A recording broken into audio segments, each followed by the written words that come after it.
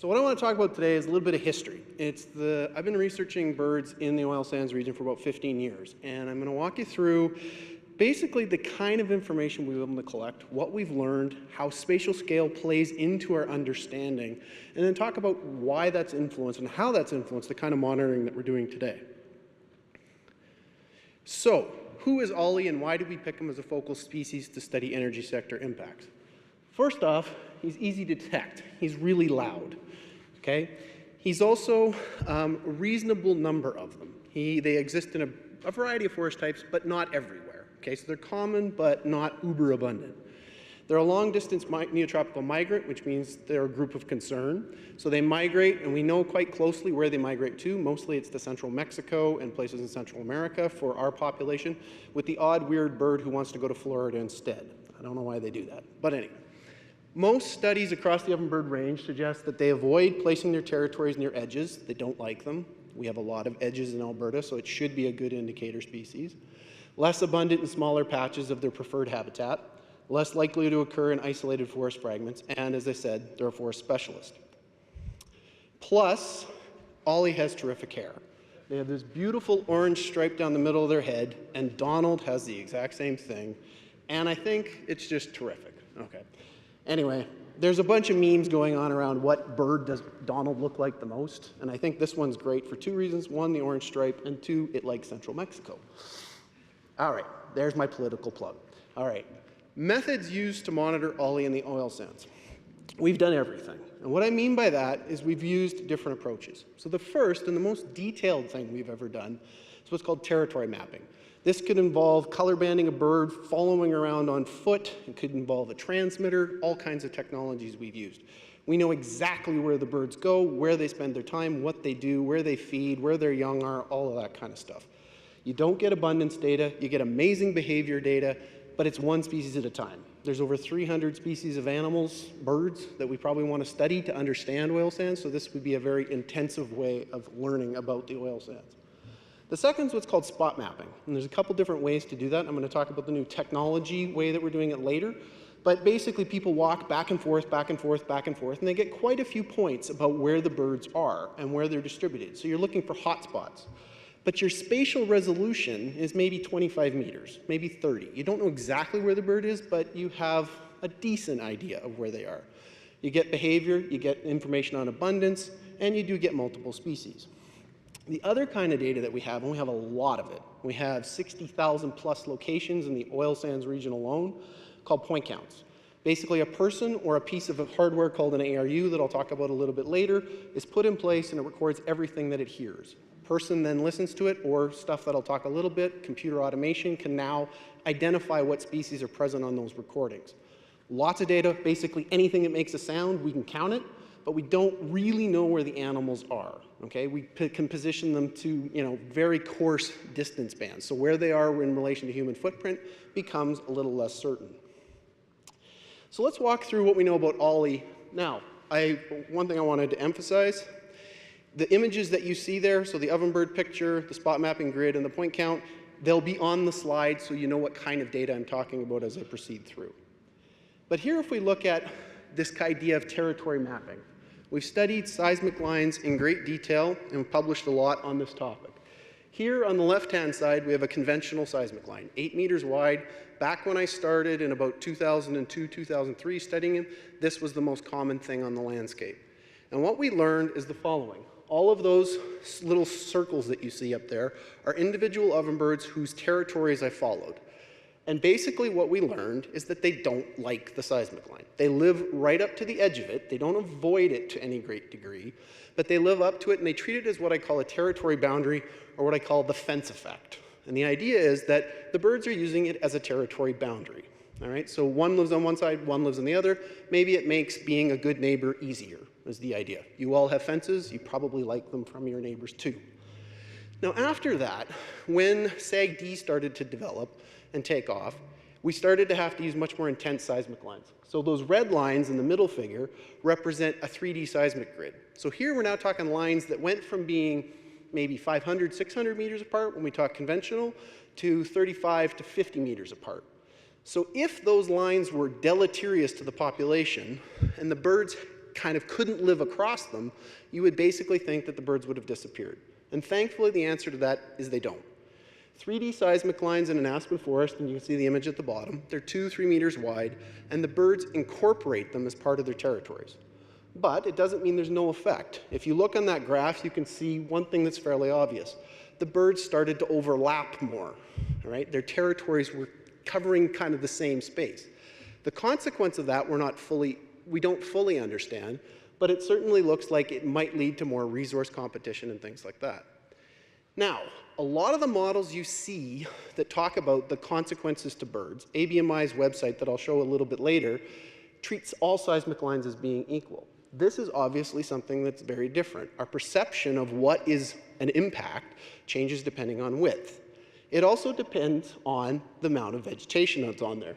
So there are 4 figures in the bottom, ranging from what I call the bare earth seismic line that was just cut with a bulldozer, to one that's got grass on it, to one that's got shrubs, to one that's regrown to trees. And what this figure at the top demonstrates is a fairly complex relationship that in some ways makes intuitive sense.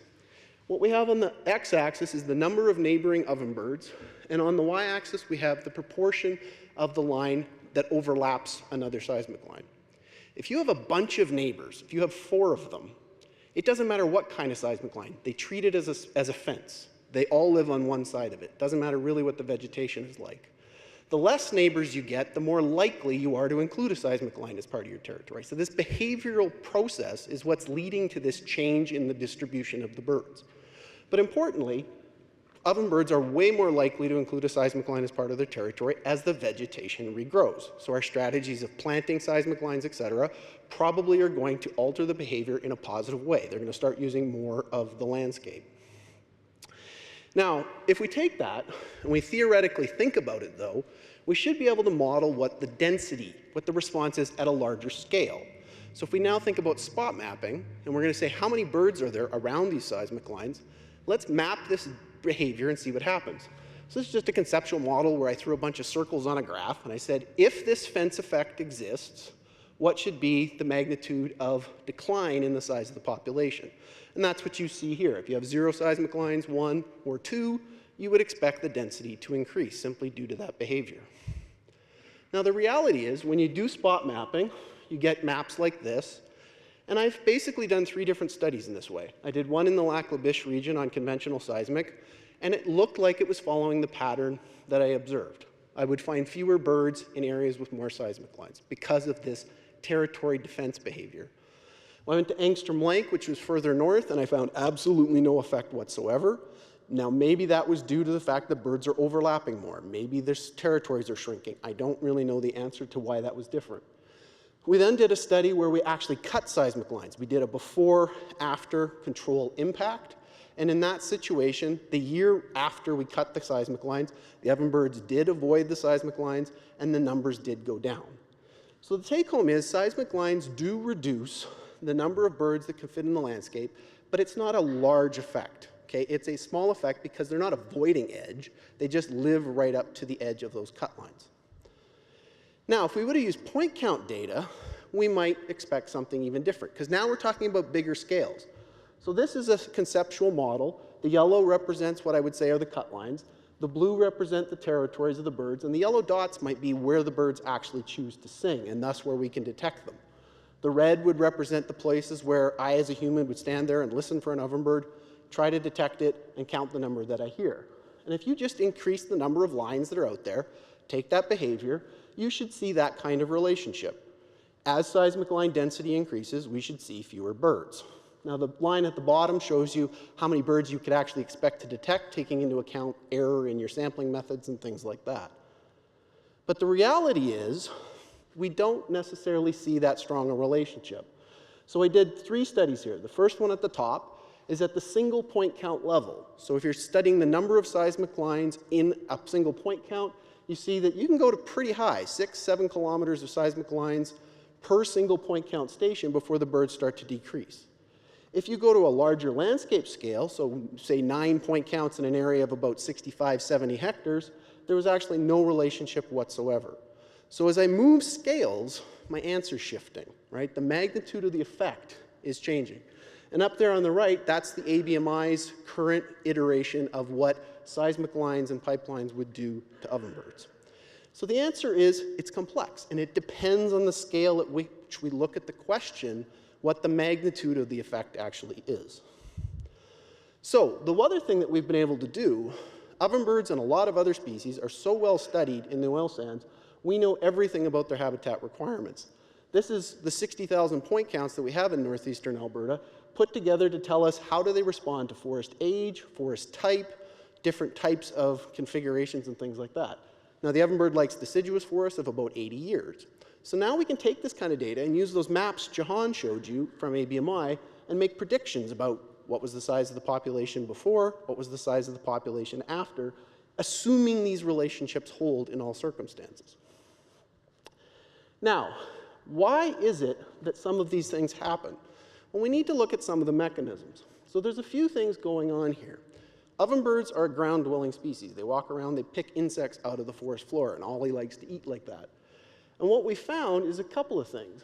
When you look at litter depth on a seismic line, a brand new open one, when it's negative like that, what it means is there's very little leaf litter relative to the forest interior right beside it. As the lines get older, the leaf litter starts to build up again, and the birds will start to use the line a little bit more because it's a place to forage.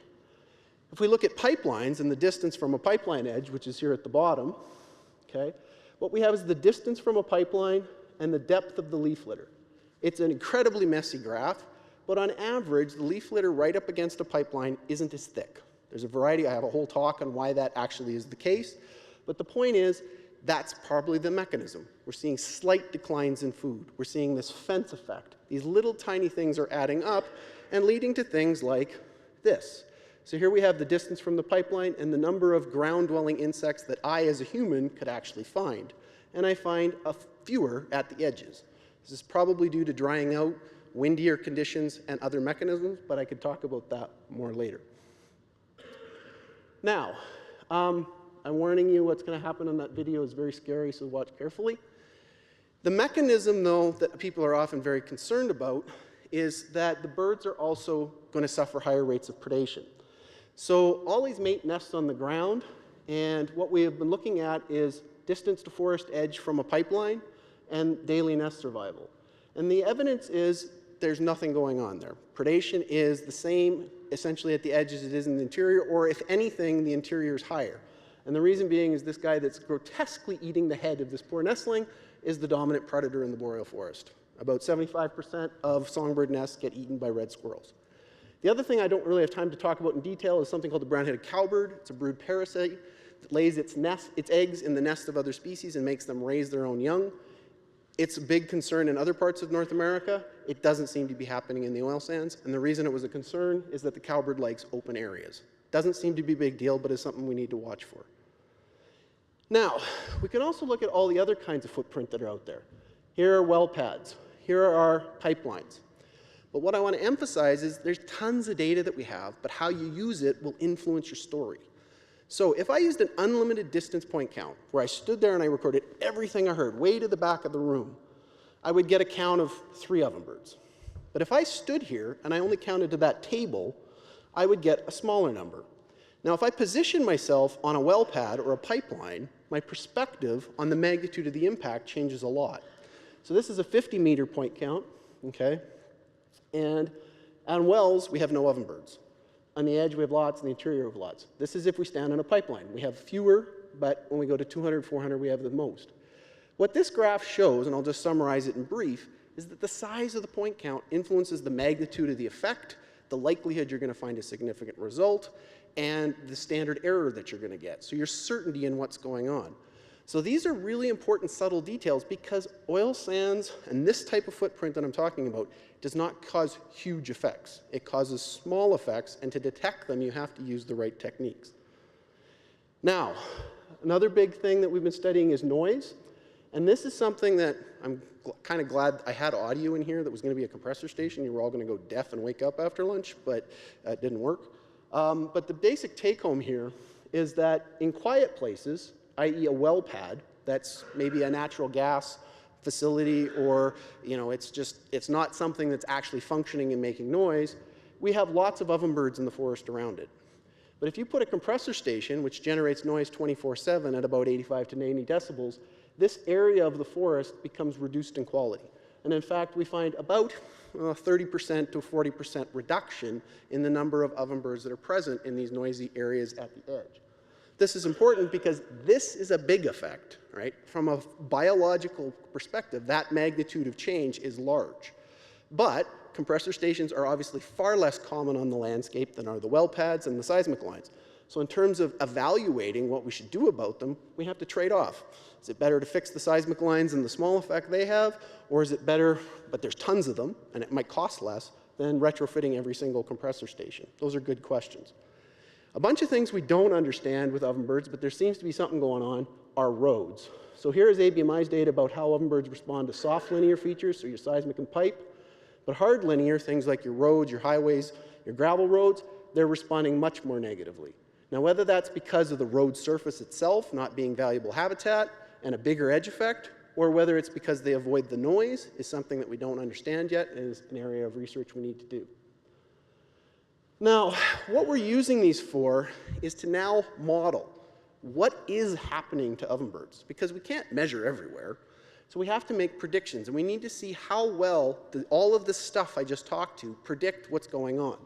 So what we did in this exercise is we took maps of every single ABMI sampling site, which has 9 point count stations in it, and we took all of my data and predicted, based on the footprint, the forest type, all of that stuff, how many ovenbirds would I expect?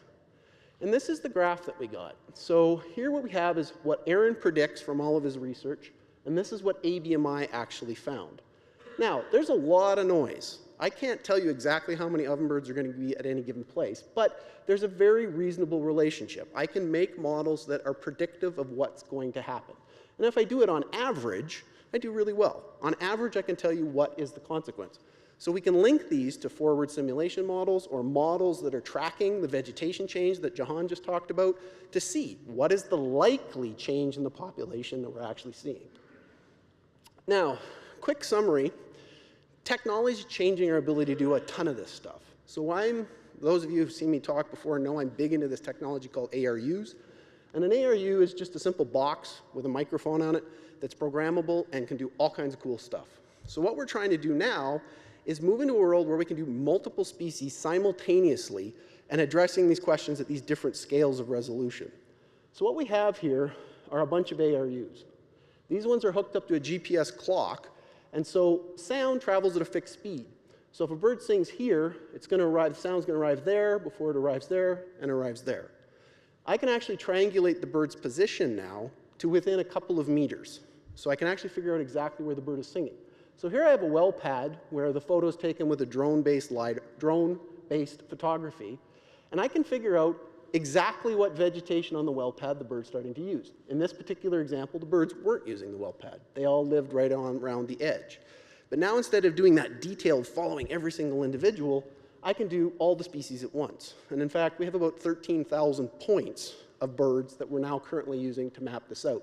And here's some examples of how the birds are actually using that space. Oops. I'm going to skip over this. The other thing about ARU technology is we are changing the way that we're doing point counts, for example. This is the tried and true way in the oil sands of monitoring birds, and we still are going to do it because we can get to lots of places, we can get a lot of data relatively cheaply. This other stuff is more expensive and more for specific behavioral kind of studies. But we have lots of single stations. We have a few, what I would call 64, 70 hectare landscapes. And what we're moving to now towards is large landscapes, 50 square kilometers, and looking at how the birds react. And the reason we need to do that is cumulative effects, and this was the take home of my talk, is cumulative effects is not something that happens at a point level. We can't model it at a point level. We shouldn't measure it at a point level. We need to look at it at multiple scales. So here we can look at, what's the influence of this road and that pipe on that point. Or we can look at what's the cumulative effect of all of this stuff at those four. Or we can say, let's look at this really big area. And now we can start talking about how real populations are changing in relation to oil sands. And so what we have right now, we have 9 big, I call them 9 big grids. And the big grids basically are fully developed SAG-D, about to be developed SAG-D, and control areas. Now, we don't have to forget in all of this, I'm going to briefly wrap up because Dan's going to pull me off. Don't forget Ollie's a long-distance migrant. So all of this, we also need to keep in the back of our minds, all of the things we're seeing on the breeding grounds, we need to think about the wintering grounds. And so we're learning as well, for many of these species, where do they actually go? This is outside of the oil sands monitoring exact objective, but by linking together these things, we're being able to see how much of what we're doing here in Alberta is responsible versus what's happening in Mexico, Belize, et cetera. So my take home, do we have to do this for everybody? Yes and no. Not all species can be this level of priority. It's too expensive, but this is the kind of level of resolution you sometimes need to look at. Now, I've heard the pollutant guys, for example, do a lot of stuff talking about better techniques, better tools, more precision, that I can get to parts per trillion instead of parts per billion. We can do the same thing with wildlife. We can spend a ton of money getting down to that micro-resolution stuff, and it reveals some really interesting patterns. But I think it's important we have to think about is that the kind of data we need, and if so, in what cases? So I do think that data is valuable, because birds and studying how effective mitigation is, how effective recovery, it's best studied at the behavioral level. Don't try to measure a population response, it won't work. If, on the other hand, you're interested in how cumulative effects at very large scales is influencing populations, we need to move away from point level stuff and move to big, big, big scales as we think about things. So with that, I'd like to thank all the people who've helped me. I didn't have names, it's about 6,000 people are on this, but thank you very much.